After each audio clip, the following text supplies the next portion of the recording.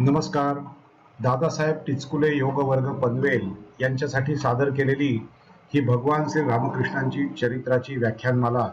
या व्याख्यानमालेचे सादर करते आहेत योगाचार्य डॉक्टर थावकर दादा आणि या चरित्राचा हा 7वा भाग आहे आणि वक्ते आहेत शिरीष लिमये.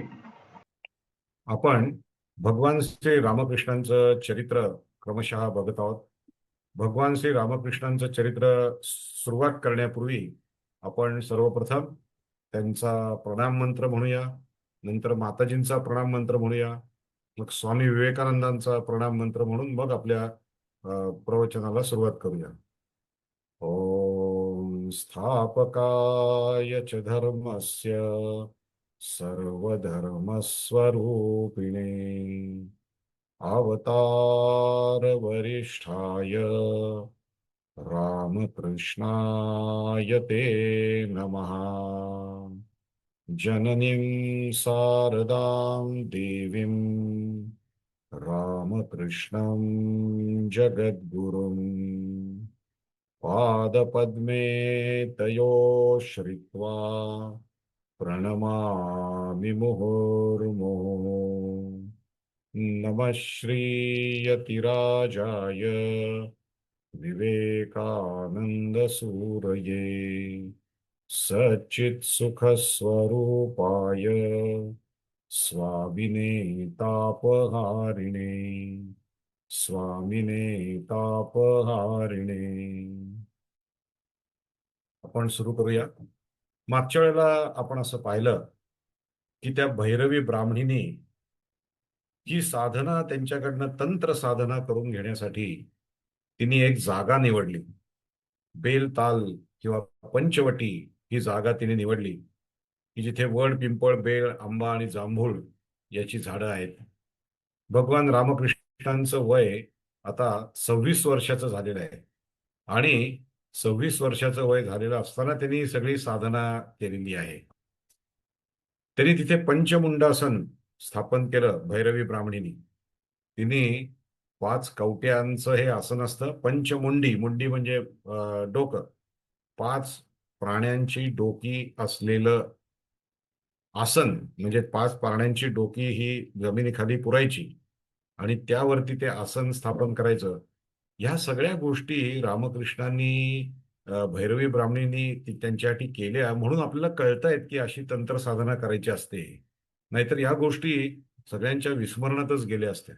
माणसाची कवटी, माकडाची कवटी, काळ्या मांजराची कवटी, काळ्या नागाची कवटी आणि मुंगसाची कवटी. अर्थात हे प्राणी जे आहेत ते प्राणी नॅचरली त्यांची डेथ झाल्यानंतर मग त्यांची कवटी काढून त्या ठिकाणी पुरली जाते आणि मग त्यावरती ते आसन शुचौ देशे, गीतेमध्ये आपण पाहिलं, शुचौ देशे प्रतिष्ठाप्य स्थिरमासनमात्मना नात्युच्छ्रितम नातिनीचम शैलाजीन कुशोत्तरम तत्रैकाग्रम मनः कृत्वा यत चित्तेंद्रिय क्रिया. नात्युच्छ्रितम नातिनीचम, अगदी उंच पण नाही आणि अगदी खोलगट भागात पण नाही, अशा पद्धतीने जमिनीच्या सपाट असं ते आसन तिने लावलं आणि या तंत्र साधनेची सुरुवात भगवान रामकृष्णांची झालेली आहे. एकंदर 64 तंत्र आहे. या सगळ्या तंत्र साधनेमध्ये अत्यंत अवघड कुठली गोष्ट असेल तर ती म्हणजे मनाची एकाग्रता टिकवणं. इतक्या काही डिस्ट्रक्टिव्ह गोष्टी, इतक्या काही इंद्रियांचे विषय इंद्रियांच्या समोर आणले जातात, पण इंद्रिय या विषयांकडे धाव घेण्याचं बंद करून इंद्रिय आत वळवलेली असतात आणि देहे बुद्धी ते आत्मबुद्धी करावी या अवस्थेमध्ये राहून ही तंत्र साधना केली जाते. अनेक 64 तंत्र आहेत सांगितलं तसं. यात एकाग्रता टिकवणं अवघड आहे, परंतु रामकृष्णांना तसं काहीच अवघड नाही. कारण रामकृष्णांचं मन लगेच एकाग्र होत असे. त्यांच्या मनाला फाटे फुटत नसत आणि याचं भैरवी ब्राह्मणीला खूप आश्चर्य वाटत असत. तंत्राभ्यास करताना अनेक साधक पथभ्रष्ट होतात. म्हणजे या तंत्रामध्ये उदाहरणार्थ काही म्हणजे महिला स्त्रियांना मांडीवर बसवून जप करायचा असतो. आता यामध्ये माणूस पथभ्रष्ट होण्याची शक्यता खूप असते. अग्नीच्या समोर घट्ट तूप आणून जरी ठेवलं तरी सुद्धा ते वितळल्याशिवाय राहत नाही. एकदा मेणाची मेणबत्ती पेटवली की ते मेण वितळतच. असं मेणाने म्हणू नये की अग्नी जरी जवळ आला तरी मी वितळणार नाही, असं मेणाने कधीही अहंकाराने म्हणू नये. पण अशी ती सगळी तंत्र आहेत की ज्या तंत्रामध्ये दृढनिश्चय, मनाची निग्रह आणि इंद्रियांवर संयम हा तपासला जातो. परंतु हे सगळ्या साधकांना जमत नाही. अनेक साधक पथभ्रष्ट होतात. पण गदाधराला म्हणजे रामकृष्णांना कोणतीही साधना करायला 3 दिवसांपेक्षा जास्त वेळ लागला नाही, असं त्यांच्या लीला प्रसंग या शारदानंद महाराजांनी लिहिलेल्या ग्रंथामध्ये म्हटलेलं आहे. त्यातल्या तंत्र साधनेमध्ये अत्यंत विचित्र वाटणाऱ्या सगळ्या साधना या तंत्रमार्गामध्ये आहेत. कुठली तरी सिद्धी प्राप्त करून घेण्यासाठी मनाचा संयम सुटू नये, हा त्याचा उदात्त हेतू आहे. एकदा त्या भैरवी ब्राह्मणीने कुठे तरी जाऊन एका तरुण सुस्वरूप तरुणीला घेऊन आल्या आणि रामकृष्णाने सांगितलं, तिची जगन्माता समजून पूजा कर. जगन्माता आहे असं समजून पूजा कर. ती सुद्धा रामकृष्णांनी केली. त्यानंतर एकदा प्रत्यक्ष जगज्जननी समजून तिच्या मांडीवर बसून जप कर असं सांगण्यात आलं. त्या सुस्वरूप स्त्रीच्या मांडीवर बस आणि जप कर. रामकृष्ण अत्यंत बालक भावाचे होते. प्रत्येक गोष्ट आईला विचारून ते करत होते. त्यामुळे त्यांनी आईला प्रार्थना केली, आई अगं हे काय संकटात मला तू घालतेस, माझी काय अग्निपरीक्षा तू घेतेस. आणि आईनी सांगितल्यानंतरच त्यांनी या सगळ्या साधना केलेल्या आहेत. प्रत्यक्ष जगज्जननी समजून त्या सुस्वरूप स्त्रीला मांडीवर ठेवून जप केलेला आहे. तिच्या मांडीवर बसून जप केला. नंतर स्त्रीला स्वतःच्या मांडीवर बसून जप केला. आणि मग म्हणलं तसं म्हणजे जगदंबेला प्रार्थना करत ठाकूर म्हणाले, गदाधर, ठाकूर आणि श्री रामकृष्ण हे तिन्ही नावं एकांचीच आहेत बरं. आई, तुझ्या या शरणागत बालकाला काय उपदेश देते आहेस? माझ्यात हे धाडस करण्याचं सामर्थ्य कुठे आहे? एकदा काय झालं, कुठल्या कुठल्या साधना आणि सिद्धी प्राप्त करून घेण्यासाठी ही तंत्र आहेत. तर एकदा ती भैरवी ब्राह्मणी गेली आणि तिने एका माणसाच्या कवटीमध्ये शिजवलेला एक नैवेद्याचा मासा घेऊन आली. आणि तो मासा रामकृष्णांना खायला दिला आणि तो त्यांनी कुठलीही घृणा न बाळगता, कुठलीही किळस न बाळगता, कुठलीही शिशारी मनात न येऊन देता तो खाल्लेला आहे. त्यानंतर एकदा नरमासाचा तुकडा घेऊन आली, माणसाच्या मांसाचा तुकडा घेऊन आली आणि सांगितलं, याला जीभ लाव, याला जिभेने स्पर्श कर. आणि तेही रामकृष्णांनी केलेलं आहे. गदाधराला ही सगळी तंत्र साधना करताना अगदी अद्भुत दर्शनं झालेली आहेत. कुठलीही साधना करायला लागल्यानंतर अद्भुत दर्शनं घडतात, हे आपण लक्षात ठेवलं पाहिजे. त्यांना त्रिपुरा सुंदरीचं दर्शन झालेलं आहे. इथे आपल्याला त्रिपुरा सुंदरी माता यांचं अतिशय उत्तम चित्र या ठिकाणी दिसतंय, आपण बघू शकता. अशा त्रिपुरा सुंदरी मातेचं दर्शन त्यांना झालं. त्यानंतर भैरवाचं दर्शन झालं. इथे भैरव सुद्धा आपल्याला दिसतंय. भैरवाचंही त्यांना दर्शन झालं. आणि हळूहळू त्यांच्या स्वभावामध्ये बदल होत गेला. ही सगळी तंत्रसाधना केल्यामुळे आणि त्यातल्या ज्या काही शक्ती आहेत त्या जसजशा प्राप्त झाल्या, तसतसं त्यांच्या स्वभावात बदल होत गेला. अध्यात्मामध्ये ही फार महत्वाची गोष्ट आहे की माणसाचा स्वभाव बदलला पाहिजे आणि तो चांगल्याकडून अधिक चांगल्याकडे गेला पाहिजे आणि अधिक चांगल्याकडून उत्तमाकडे गेला पाहिजे आणि उत्तमाकडून आदर्शाकडे गेला पाहिजे, अशी अपेक्षा आहे. आणि आदर्शाकडून एक सत्पुरुष होण्यासाठी म्हणून ती सगळी म्हणजे साधना गेली पाहिजे. म्हणून हे लक्षात घेतलं पाहिजे की आपला स्वभाव बदलणं. समर्थ रामदास स्वामींनी दासबोधामध्ये सुरुवातीलाच सांगितलंय, आता श्रवण केलियाचे फळ, क्रिया पालटे तात्काळ. हा जो दासबोध ग्रंथ आहे तो वाचून काय फायदा होईल? रामकृष्णांचं चरित्र वाचून काय फायदा होईल? आपल्या स्वभावात बदल होईल. माझा चिडचिडेपणा कमी होईल, माझा लोभ कमी होईल, माझी जी सतत वासना आहे, हे पाहिजे ते पाहिजे, त्या वासना माझ्या कमी होतील. अशा पद्धतीने रामकृष्णांच्या स्वभावामध्ये खूप बदल झालेला होता. कुंडलिनी शक्ती त्यांची जागृत झाली. आणि एक दर्शन तर फार विलक्षण आहे. ते दर्शन म्हणजे एकदा त्यांना असं समोर दर्शन झालं, म्हणजे समोर दिसलं की एक म्हणजे स्वप्नात असेल असं दर्शन झालं की एक सुंदर गरोदर स्त्री गंगेमधनं आली.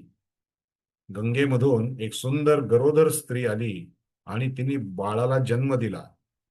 त्या बाळाला स्तनपान केलं आणि स्तनपान केल्यानंतर ती अत्यंत क्रूर बनली आणि त्या आपल्या मुलाला तिने कचा कचा खाल्लं आणि गंगेत ती परत गेली. असं एक दर्शन ठाकूरांना या तंत्र साधना करताना झालेलं आहे.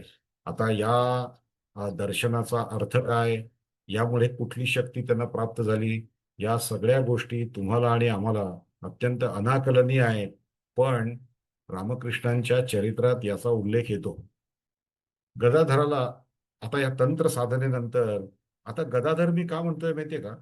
कारण गदाधराचं नाव अजून गदाधरच आहे. त्यांना श्री रामकृष्ण हे नाव म्हणजे तोतापुरींनी दिलेलं आहे. पण आता आपण दोन्ही नावं वापरतोय. गदाधराला आता या तंत्र साधनेमुळे कणाकणामध्ये ईश्वर दिसू लागला. व म्हणजे योमाम पश्यति सर्वत्र सर्वं च मयि पश्यति तस्याहम न प्रणश्यामी सच मे न प्रणश्यति, हे भगवद्गीतेत भगवंतांनी सांगितलंय. योमाम पश्यति सर्वत्र, जो मला सर्वत्र पाहतो, सर्वं च मयि पश्यति, आणि सगळ्या गोष्टी माझ्यात पाहतो, तस्याहम न प्रणश्यामी सच मे न प्रणश्यति, तो माझ्यापासून दूर नाही आणि मी त्याच्यापासून दूर नाही. अशा पद्धतीने गदाधराला कणाकणामध्ये ईश्वर दिसू लागला. हे त्या तंत्र साधनेचा झालेला फार मोठा फायदा आहे. गदाधराच्या मनामध्ये आता वात्सल्य भाव आणि मधुर भाव यामध्ये वृद्धी होण्यासाठी या तंत्र साधनांचा उपयोग झाला. गदाधराने या भैरवी ब्राह्मणीला त्यांच्या आईपेक्षाही मोठा मान दिलेला होता. भैरवी ब्राह्मणी हिचं मूळ नाव योगेश्वरी. ती पूर्व बंगालमधली होती. तिचा जन्म एका थोर कुळामध्ये झालेला होता. ती अत्यंत बुद्धिमान होती, तंत्रविद्या विशारद होती, वैष्णव तंत्रोक्त पंचभावाश्रित साधनांमध्ये ही अत्यंत पारंगत होती. आता ह्याचा अर्थ काय, हे खरोखर आपल्याला शोधावा लागेल. वैष्णव तंत्रो तंत्रोक्त म्हणजे भक्ताच्या तंत्रामध्ये किंवा भक्ताच्या मध्ये असणाऱ्या सगळ्या अवस्थांमध्ये ती पारंगत होती. गदाधराच्या दिव्य सहवासात 6 वर्ष त्या राहिलेल्या आहेत. 6 वर्ष. 6 वर्ष राहून म्हणजे 1867 साली त्या काशीला गेल्या आणि तिथेच त्यांनी पुढचं सगळं आयुष्य व्यतीत केलेलं आहे. या ठिकाणी आपल्याला चित्रात दिसतंय की तो जो नैवेद्य ठेवलेला आहे, त्या नैवेद्याला एक पुत्र येऊन तो जीभ लावतोय. पण तो सुद्धा नैवेद्य भक्षण करणं या ठिकाणी रामकृष्णांनी केलेलं आहे. याचं कारण की अशी घृणा वाटता कामा नये. याच गोष्टी याच्यामध्ये अत्यंत महत्वाच्या आहेत. आपण पाहिलं की केनाराम हे रामकृष्णांचे पहिले गुरु होते. त्यांनी त्यांना मंत्र दीक्षा दिली, पूजेचा म्हणजे शक्तीची दीक्षा दिली. भैरवी ब्राह्मणी या त्यांच्या नंतरच्या गुरु. अध्यात्माच्या इतिहासामध्ये स्त्रीला आपला गुरु करणारे रामकृष्ण परमहंस हे एक अद्भुत उदाहरण आहे. आता या रामकृष्णांचे तिसरे गुरु येतात, ते म्हणजे जटाधारी. जटाधारी यांनी रामकृष्णांकडून वात्सल्य भावाची साधना करून घेतली. आता त्याचं साधारण वर्णन आपण आता पुढे बघूया. वात्सल्य भावाची साधना त्यांनी कशी केली ते पाहू. जगन्नाथपुरीला जाणारे सगळे साधू होते, ते साधू या दक्षिणेश्वरला थांबत असत. आपण पाहिलं की साधू चालत जात असताना कुठेतरी विश्रांती घ्यायची म्हणून ते दक्षिणेश्वरच्या मंदिरामध्ये थांबत असत. शेजारीच गंगा नदी आहे. हे जटाधारी हे रामायतन पंथी साधू होते. हे रामायणतन पंथी साधू कसे दिसतात हे आपल्याला समजावं म्हणून हा फोटो इथे ठेवलेला आहे.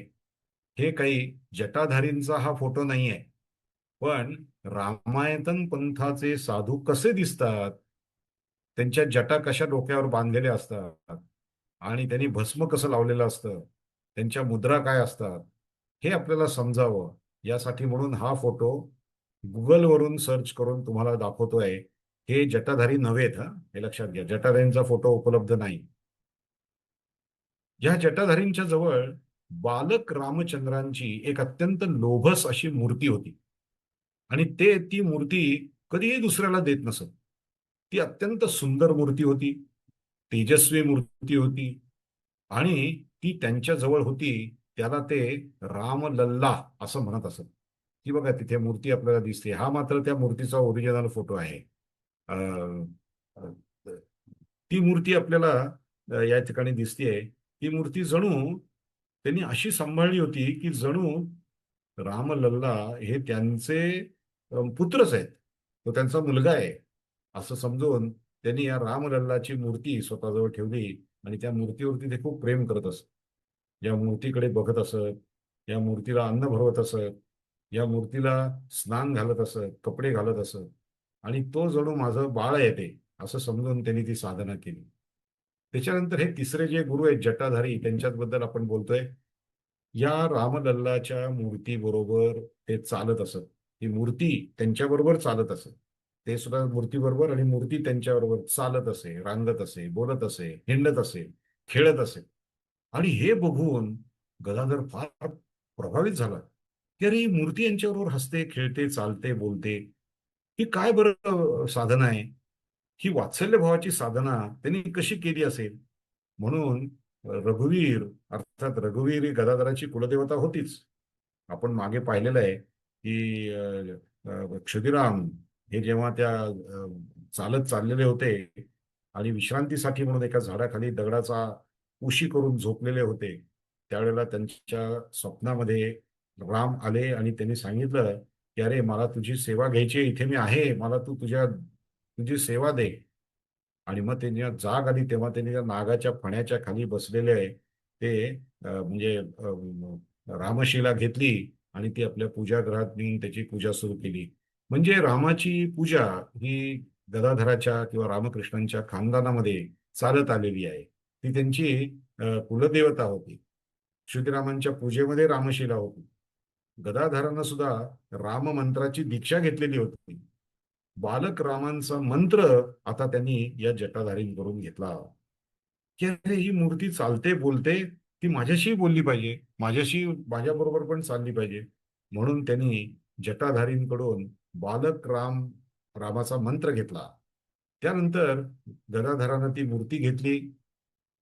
आणि आश्चर्य म्हणजे जटाधारी ती मूर्ती कोणाला देत नसत, पण रामकृष्णांचं भगवंताचं प्रेम बघून जटाधारीने ती मूर्ती रामकृष्णांना दिली. आणि रामकृष्णांनी जी साधना केली ती वात्सल्य भावाची साधना कशी केली ते ऐका. जणू काही मी कौसल्य आहे आणि राम हा माझा मुलगा आहे. मी कौशल्य आहे आणि राम माझा मुलगा आहे. मग आता रामाला काय काय आई जसं मुलाच्या सगळ्या भावभावना आईला कळत असतात, तसं रामकृष्णांना त्या मूर्तीच्या भावभावना कळायला लागल्या. की अरे त्याला आता भूक लागली असेल, अरे त्याला आता पाणी पाहिजे असेल, त्याला झोप आली असेल, किंवा त्याला आता फिरायला जायचं असेल, असं म्हणून ते त्या मूर्तीची इतके एकरूप झालेले होते की त्या मूर्तीचं प्रत्येक स्पंदन रामकृष्णांना जाणवायचं. आणि जे स्पंदन जाणवलेलं आहे त्याप्रमाणे त्या मूर्तीची ते सेवा करत असत. ती मूर्ती नेहमी ते जवळ ठेवत असत. आणि ती मूर्ती अवतीभोवती, त्या मूर्तीच्या अवतीभोवतीच ते राहत असत.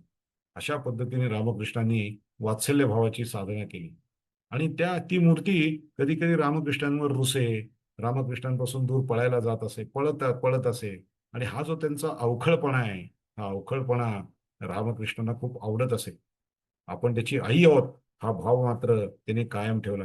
हे रामकृष्णांच्या साधनेचं वैशिष्ट्य आहे की त्यांनी ज्या ज्या भावनेची साधना केली त्या त्या भावनेच्या साधनेमध्ये त्यांनी परमोच्च अवस्था गाठली. त्याची परमोच्च अवस्था गाठली. ती मूर्ती रामकृष्णांची शिवाशिवी खेळत असे, रामकृष्णांची ती लपंडाव खेळत असे. रामकृष्ण त्या मूर्तीला हृदयाशी कवटाळून घेऊन बसत असत की ती मूर्ती पडणार नाही ना, माझ्या रामाला लागणार नाही ना. पटकन तिकडनं काही वस्तू तिथे दिसली, टोकदार वस्तू दिसली तर रामकृष्ण त्याला उचलत असत, कारण त्याला त्याचा इजा होऊ नये म्हणून. अशा पद्धतीने त्यांचा जीव त्या मूर्तीसाठी अक्षरशः वर खाली होत असे. ही रामलल्लाची जी मूर्ती आहे, ती मूर्ती आपण कौशल्य आहोत, राम आपला मुलगा आहे, अशी त्यांनी वात्सल्य भावनाची साधना केली आणि त्याचा परिणाम असा झाला की रामानं बालक रूपात रामकृष्णांना दर्शन दिलं. दर्शन म्हणजे साक्षात दर्शन, बरं, स्वप्नात दर्शन नव्हे, साक्षात दर्शन रामाने बालक स्वरूपात दिलं. आणि हे सगळं ते जटाधारी बघत होते. आणि आपला शिष्य हा अतिशय थोड्या कालावधीमध्ये त्या रामाशी खेळायला लागला. ती रामाची मूर्ती ही आपलं सर्वस्व मानायला लागला. आणि त्या रामाच्या मूर्तीची सर्वस्व मानल्यामुळे, त्या रामाची सेवा केल्यामुळे आपल्या शिष्याला रामाचं दर्शन झालं. हे जटाधारींना किती आनंददायी वाटलं असेल, आपण विचार करू शकता. त्यांना आश्चर्यही वाटलं होतं आणि खूप आनंदही झाला होता. आणि आता जटाधारींना वाटू लागलं की आता ही मूर्ती पॉवर रामकृष्णांच्याकडे. नसतात तर हॅलो, त्याला काय झालं? कशाच्या डब्यात टाकायचं? काय झालं? हॅलो. नाही काही नाही, ते हॅलो. आपसात बोलत होते. तिकडे ओके आपसात ओके, ठीक आहे बोलत ठीक आहे होते. ठीक आहे. ठीक आहे ठीक आहे ठीक आहे. तर रामकृष्ण आपण त्याला बोललो, बालक रामात दर्शन बालक स्वभावात दर्शन दिलं. जटाधारींना आश्चर्य वाटलं. आणि जटाधारींना वाटलं की ही मूर्ती आता कोणाकडे सुरक्षित राहील, त्या मूर्तीची काळजी कोण घेईल, त्या मूर्तीवरती प्रेम कोण करेल, तर ते रामकृष्ण प्रेम करू शकतील. जटाधारींनी ती मूर्ती रामकृष्णांना दिली. लक्षात घ्या, हे ट्रान्सफॉर्मेशन. जे जटाधारी ती मूर्ती कोणालाही देत नसत, कोणालाही त्या मूर्तीला हात लावून देत नसत, स्वतःच्या जवळ ते ठेवत असत, ती मूर्ती रामकृष्णांच्या तपश्चर्येनंतर, त्यांनी केलेल्या वात्सल्यभावाच्या साधनेनंतर जटाधारी ती मूर्ती रामकृष्णांना देऊ झाले. आणि ती मूर्ती रामकृष्णांना देऊन तपश्चर्येसाठी हे जटाधारी मूर्ती तिथे सोडून निघून गेलेले आहे. कितीतरी साधकांशी, साधू संतांशी गदाधराचा घनिष्ठ संबंध आला होता. त्यातली दोन उदाहरणं आपण पाहू. पंडित नारायण शास्त्री म्हणून एक अत्यंत सज्जन होते. 25 वर्ष इथे काशी, पूर्वीची काशी दिसते आपल्याला, वाराणसी. 25 वर्ष काशीला राहून त्यांनी विविध शास्त्रात ते पारंगत झालेले होते. नवद्वीपातील न्यायशास्त्रांचा अभ्यास केलेल्या लोकांच्या जवळ बसून त्यांनी 8 वर्ष न्यायशास्त्राचा अभ्यास केला होता. न्यायिक असं म्हणतात त्यांना. ज्यांनी न्यायशास्त्राचा अभ्यास केलेला आहे त्यांना न्यायिक असं म्हणतात. नवद्वीपामध्ये जाऊन या न्यायिकांकडून त्यांनी 8 वर्ष न्यायशास्त्राचा अभ्यास केलेला आहे. पंडित जरी होते तरी सुद्धा त्यांच्या हृदयामध्ये, पंडित पंडित असूनही त्यांच्या हृदयात वैराग्याचा उदय झालेला होता. वैराग्य म्हणजे ज्या ठिकाणी आपल्याला असा भाव निर्माण होतो की सगळं जग जे आहे, माझं शरीर सुद्धा माझं नाही, हे सगळं जाणार आहे. सत्य काय आहे, नित्य काय आहे, आणि जाणारं काय आहे, अनित्य काय आहे, याचा विचार करत जे अनित्य आहे त्याच्याविषयीची, त्याच्याविषयीचा कुठलाही भाव मनात न निर्माण होणं, याला वैराग्य असं म्हणतात. हे पंडित नारायण शास्त्री दक्षिणेश्वरला आले होते. पंडित नारायण शास्त्रींनी गदाधराला पाहिलं आणि गदाधरावरती त्यांचं एवढं प्रेम जमलं. बघा, पंडित आहेत, ते अत्यंत वैरागी आहेत, त्यांच्या मनामध्ये वैराग्य आहे. पण असं असून सुद्धा रामकृष्णांची भक्ती पाहून, रामकृष्णांचं भगवंत प्रेम पाहून ते दक्षिणेश्वर सोडायला तयार झाले नाहीत. त्यांचं मन करेना. मोक्षासाठी त्यांना वाटत होतं ज्ञान प्राप्त करणं आवश्यक आहे. ज्ञान म्हणजे आत्मज्ञान. जाणावे आपणासी आपण, ज्ञानाव ज्ञान. समर्थ रामदास स्वामी म्हणतात, स्वतःला समजून घेणं, मी कोण आहे, मी शरीर आहे का, मी म्हणजे ही डोळे आहेत का, मनोबुद्धी अहंकार चित्ता निदाहम, न च श्रोत्र जिव्हे न च घ्राण नेत्रे, न च व्योम भूमी न तेजो न वायू, चिदानंद रूप शिवोहम शिवोहम. ते सच्चित आनंद स्वरूप आहे, ते मी आहे, हे जाणणं याला ज्ञान म्हणतात. चित्तवृत्ती अखंड आत्म्यावर एकाग्र करण्याचं ज्ञान योग्याला उत्तरोत्तर वेगवेगळ्या भूमिकांमधनं प्राप्त होत असतं. आणि असं ज्ञान प्राप्त केलेले हे पंडित नारायण शास्त्री हे हे रामकृष्णांवरती प्रेम करायला लागले. रामकृष्णांचा भाव भक्तिभाव होता आणि हे तर ज्ञानी होते.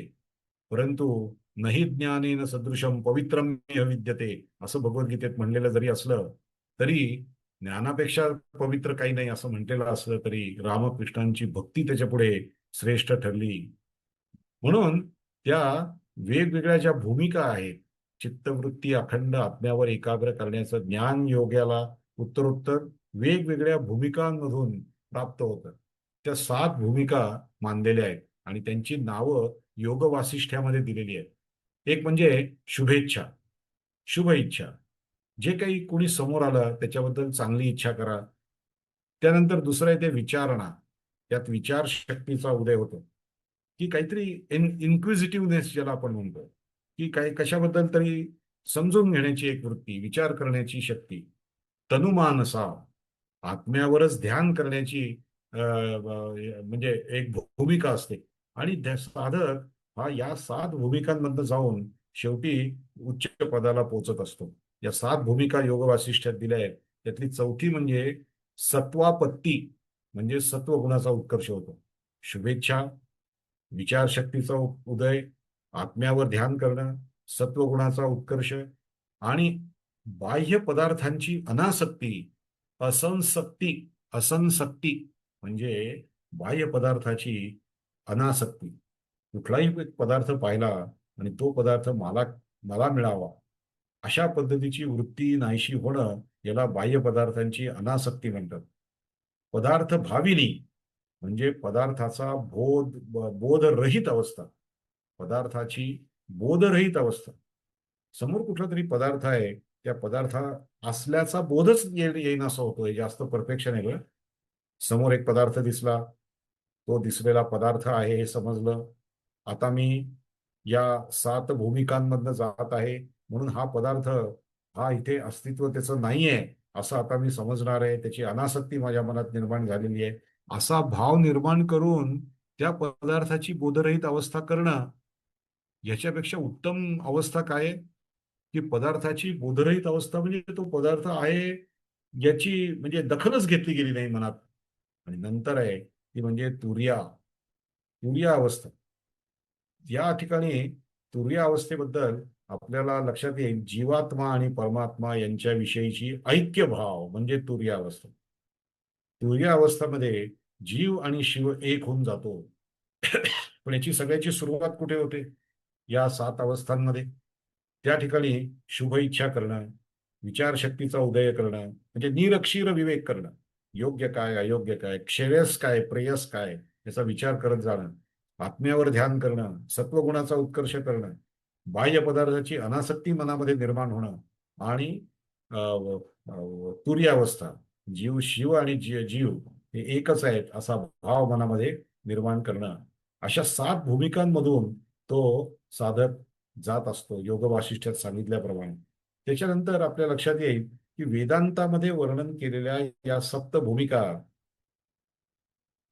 त्या पंडितांना रामकृष्णांमध्ये प्रत्यक्ष पाहायला मिळाल्या, म्हणून त्यांचं रामकृष्णांवरती प्रेम जडलं. रामकृष्णांनाही पंडित नारायण शास्त्री यांच्या सहवासात आनंद वाटू लागला. काय व्हायचं? पंडित नारायण शास्त्री हे शास्त्रातल्या गोष्टी सांगत, की अशी अशी एक अवस्था असते शुभ इच्छा, किंवा ज्या मगाशी अवस्था सांगितल्या त्या अवस्था ते म्हणायचे. आता शुभ इच्छा, विचारशक्तीचा उदय, आत्म्यावरच ध्यान. आणि त्यावेळेला रामकृष्ण म्हणायचे की अरे हो, या अवस्थेतनं मी गेलेलो आहे. या अवस्थेमध्ये अशा अशा अशा अशी आपल्याला अनुभव येतात. पंडित नारायण शास्त्री शास्त्रातल्या गोष्टी सांगत आणि गदाधर आपला प्रत्यक्ष साधनेतून प्राप्त झालेला अनुभव त्यांच्याशी शेअर करत असत. शास्त्र आणि अनुभव यांचा एक अनोखा संगम त्या ठिकाणी झाला. आणि हे पंडित नारायण शास्त्री हे रामकृष्णांच्या वरती खुश झाले आणि रामकृष्णांच्या सहवासात आपण राहावं असं त्यांना वाटायला लागलं. नारायण शास्त्री असं म्हणाले की जन्मोजन्मीची माझी पुण्याई असल्यामुळेच मला या महापुरुषाचा सहवास लाभला. यांचीही कृपा झाल्यास मला ब्रह्मज्ञानही होईल. काय म्हणतात ऐका, या रामकृष्णांची कृपा जर माझ्यावर झाली तर मला ब्रह्मज्ञान होईल. वास्तविक ब्रह्मज्ञान करणं हे ज्ञानी माणसाचं काम आहे. त्याला ते ब्रह्मज्ञान प्राप्त होते. पण त्या ज्ञानाच्या मार्गाने न जाता भक्तीच्या मार्गाने ज्ञान प्राप्त केलेल्या रामकृष्णांवरती ते खुश होऊन ते म्हणाले की यांची जर कृपा झाली तर मला ब्रह्मज्ञानही होईल. यापुढे माझं घर दार पैसा महामहोपाध्याय इत्यादी पदव्या सगळ्या तुच्छ आहेत असं ते म्हणाले. त्या रामकृष्णांच्या पुढे त्या सगळ्या गोष्टी तुच्छ आहेत. मी त्यांना शरण जाऊन मानवी जीवनाचं सार्थक करेन. असं म्हणून ते पंडित नारायण शास्त्री त्यांना शरण गेले. आणि नंतर रामकृष्णांकडून संन्यास दीक्षा घेऊन ते वसिष्ठ वसिष्ठ आश्रमामध्ये तपश्चर्येसाठी निघून गेले. गुगलवरती सर्च केलेला वसिष्ठ आश्रमाचा फोटो आहे. त्याची सत्यता माहिती नाही, परंतु हा वसिष्ठ आश्रम आहे आणि तिथे ते तपश्चर्येसाठी निघून गेलेले आहे. लक्षात घ्या, कितीतरी गुरु त्यांनी केले. 5-6 गुरु रामकृष्णांनी केले आणि प्रत्येक गुरुचंही उन्नयन रामकृष्णांनी केलं. आणि आपण हेही पाहिलं की केवळ गुरूंचंच नव्हे, तर नारायण शास्त्रींसारख्या पंडितांचं सुद्धा उन्नयन, त्यांची सुद्धा आध्यात्मिक प्रगती रामकृष्णांच्या सहवासात झालेली आहे. कितीतरी साधकांशी, साधू संतांशी गदाधराचा संबंध आला. यातलं दुसरं एक उदाहरण बघू. नारायण शास्त्रींचं उदाहरण पाहिलं. भारद्वाजमधील पद्मलोचन हे असेच एक विद्वान होते, पंडित. ते पंडित असूनही ते सदाचारी होते, श्रद्धावान होते, तपस्वी होते आणि भगवत भक्त होते. कारण पंडित माणसं ही बुद्धिवादी असल्या कारणानं ते सामान्य श्रद्धा वगैरे या गोष्टी काही मानणारे नसतात. पण पद्मलोचन मात्र तसे नव्हते. ते सदाचारी श्रद्धावान होते. श्रद्धा आणि म्हणजे पंडित पांडित्य, या दोन गोष्टीचा मिलाफ त्यांच्याकडे अतिशय चांगला झालेला होता. तपस्वी होते, भगवंताचे भक्त होते. त्यांनी सुद्धा या गदाधराचा उच्च अधिकार, त्याचा साधेपणा हा त्यांच्या लक्षात आला. त्यांची भक्ती पाहून हे पद्मलोचन, भारद्वाजमधले पद्मलोचन हे आश्चर्यचकित झालेले होते. आणि नंतर त्यांनी मधुर भावाची साधना, एक अद्भुत साधना आहे, ती साधना रामकृष्णांनी केलेली आहे. भक्तिशास्त्रामध्ये बरेच काही भाव सांगितलेले आहेत. एक शांत भाव आहे, दास्य भाव आहे. शांत भावाची साधना त्यांनी केली त्या पंचवटीमध्ये. दास्य भावाची साधना केली. आपण पाहिलं की मी हनुमंत आहे आणि राम माझा रामाचा मी सेवक आहे, असं म्हणून 6 महिने ते एका झाडावर राहत होते. हनुमंतासारखे होप होप करत होते आणि त्या काळामध्ये त्यांचं माकडहाड थोडं वाढलं होतं की जणू ती शेपूटच असावी असं वाटेल, असं माकडहाड वाढलेलं होतं. सख्य भावाची साधना केली की तो माझा मित्र आहे, अशा भावनेने साधना केली. वात्सल्य भावाची साधना जटाधारींकडे दीक्षा घेऊन केली की राम माझा मुलगा आहे, आणि असं वात्सल्य त्यांनी ती साधना केली. आता मधुर भावाची साधना त्यांनी कशी केली ते आपण आता बघूया. या 5 भावांचं वर्णन शास्त्रामध्ये येतं.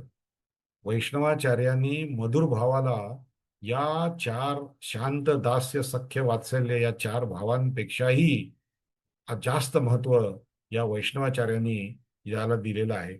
अशी ती साधना करायला रामकृष्ण उद्युक्त झाले. ईश्वर, मधुर भावात काय असतं? ईश्वर माझा पती आहे, ही भावना आहे. ईश्वर माझा पती आहे, मी ईश्वराची पत्नी आहे. या भावनेने ईश्वरावरती प्रेम करून ईश्वराला प्राप्त करून घेणं हे मधुर भावाचं उद्दिष्ट आहे. श्रीमती राधाराणीच्या कृपेशिवाय आपल्याला कृष्णाचं दर्शन होणार नाही. म्हणून रामकृष्णांनी ही मधुर भावनेची साधना केली आहे. त्यासाठी राधेच्या ठिकाणी कृष्णाबद्दलचा जो भाव होता तो गदाधरांनी प्राप्त करून घेण्यासाठी साधना सुरू केली. या काळामध्ये श्री रामकृष्ण स्त्री वेशात राहत असत. कारण मी जर देवाची पत्नी आहे, तर पत्नी स्त्री आहे आणि स्त्री असल्यामुळे ती साडी नेसेल, म्हणून त्यांनी साडी नेसायला सुरुवात केली. आणि अलंकार असले पाहिजेत, पाटल्या बांगड्या काय असल्या पाहिजेत. आणि म्हणून मथुर बाबूंनी त्यांच्या दागिन्यांची सुद्धा व्यवस्था केली. 6 महिने रामकृष्ण स्त्री वेशात राहिलेले आहेत. स्त्रियांसारखं प्रत्येक त्या काळातलं त्यांचं आचरण स्त्रियांसारखं असेल. त्यांचं चालणं, बोलणं, नटणं, मुरडणं सगळं काही स्त्रिया ज्या पद्धतीने करतात त्याच पद्धतीने ते करत असत. आणि ते थोडक्यात सांगायचं तर ते त्या काळामध्ये स्त्रीसारखेच होऊन गेलेले होते. असं चरित्रामध्ये म्हटलेलं आहे की 6 महिन्याची ती म्हणजे मधुर भावाची साधना करत असताना रामकृष्णांना मासिक धर्म प्राप्त होत असे. मासिक धर्म प्राप्त होत असे. राधेच्या रूपाचं स्मरण ते करत, मनन करत, ध्यान करत आणि राधेनी जसं कृष्णावर प्रेम केलं तसं मी करीन असं म्हणून त्या भावामध्ये पूर्ण समर्पित होऊन आपला वेश त्यांनी पालटला. आपल्याला सतत त्याची आठवण राहावी म्हणून, मी कुठल्या भावात साधना करतोय म्हणून, अशा पद्धतीने तिच्या पादपद्मी हृदयातली व्याकुळता त्यांनी अर्पण केली ध्यानामध्ये. राधेच्या पादपद्मी अर्पण केली आणि तिला प्रार्थना केली की राधे, मला श्रीकृष्णाचं दर्शन होऊ दे. आणि झालं काय? परिणामी सर्वप्रथम त्यांना राधा राणीचं दर्शन प्राप्त झालं. राधेचाच भाव होता, राधेसारखं चालणं, वागणं, बोलणं, नटणं, मुरडणं होतं, तेव्हा त्यांना राधेचं दर्शन प्राप्त झालं. इतर देवदेवतांच्या दर्शनाचे वेळी जसा अनुभव आला तसाच अनुभव आत्ताही आला, की राधाराणी साक्षात समोर उभ्या आहेत असा अनुभव आला. या दर्शनाचे वेळी राधाराणीचं रूप हे त्यांच्या शरीरात मिळून गेलं. लक्षात घ्या की राधाराणीचं रूप हे त्यांच्या शरीरामध्ये मिळून गेलं. ते म्हणत असत, श्री रामकृष्णांच्या प्रेमाखातर सर्वस्व समर्पिलेल्या त्या निरूपण अ, पवित्रोज्ज्वल रूपाचा महिमा आणि माधुर्य वर्णन करणं असंभवनीय आहे. श्रीमती राधाराणीच्या अंगकांती कशी होती असं एकाने विचारलं, तेव्हा ते असं म्हणाले होते की राधाराणीची अंगकांती नागकेशर चाफ्याच्या केशरांसारखी गौरवर्णाची होती. नागकेशर नागकेशर चाफा ज्यांनी पाहिला असेल त्यांना राधाराणीच्या कांतीचं म्हणजे अंदाज येऊ शकेल त्यांची कांती कशी होती. या मधुर भावनेची साधना रामकृष्णांनी पूर्ण केली आणि त्यानंतर त्यांना वेदांत साधना करण्याची इच्छा झाली. इच्छा झाली म्हणजे वेदांत साधना कर अशी देवीची आज्ञा झाली आणि ती परमेश्वराने म्हणजे देवीने लगेच पूर्ण केली. लक्षात घ्या, रामकृष्णांना कुठल्याही साधनेसाठी गुरु शोधार्थ बाहेर जावे लागलं नाही. त्यांचे सगळे गुरु त्यांच्याकडे आले. त्यांना जी साधना करायची होती ती साधना त्यांनी त्यांच्याकडून करून घेतली आणि नंतर गुरुचंही उन्नयन होऊन, गुरुची आध्यात्मिक पातळी उंचावून ते गुरु त्यांच्यापासून दूर गेलेले आहेत साधनेला. त्यांना कधीही गुरुचा शोध घ्यायला लागला नाही. त्याचप्रमाणे यावेळी सुद्धा त्यांचे गुरु आपोआप त्यांच्याकडे आले आणि ही वेदांताची साधना त्यांच्याकडून करून घेतली. त्या आता गुरूंचं नाव आहे श्रीमत परमहंस तोतापुरी महाराज. हे त्यांचे चौथे गुरु आहेत, तोतापुरी महाराज. आता तोतापुरी महाराजांनी वेदांताची साधना रामकृष्णांकडून कशी करून घेतली हे पाहायला आपल्याला एक आठवडा थांबावं लागेल. कारण आता 7 वाजायला आलेले आहेत आणि आपल्याला आता इतर सुद्धा कार्यक्रम भाग तिथे असतो, प्रश्नोत्तर असतात किंवा आपली मतप्रदर्शन असतं. हे सगळं लक्षात घेऊन आता मी माझ्या वाणीला शांती मंत्र म्हणून विराम देतो. ओम शांती शांती शांती. हरि ओम तत्सत. श्रीरामकृष्णार्पणमस्तु. आपल्या सगळ्यांच्या हृदयस्थ परमेश्वराला प्रणाम. धन्यवाद.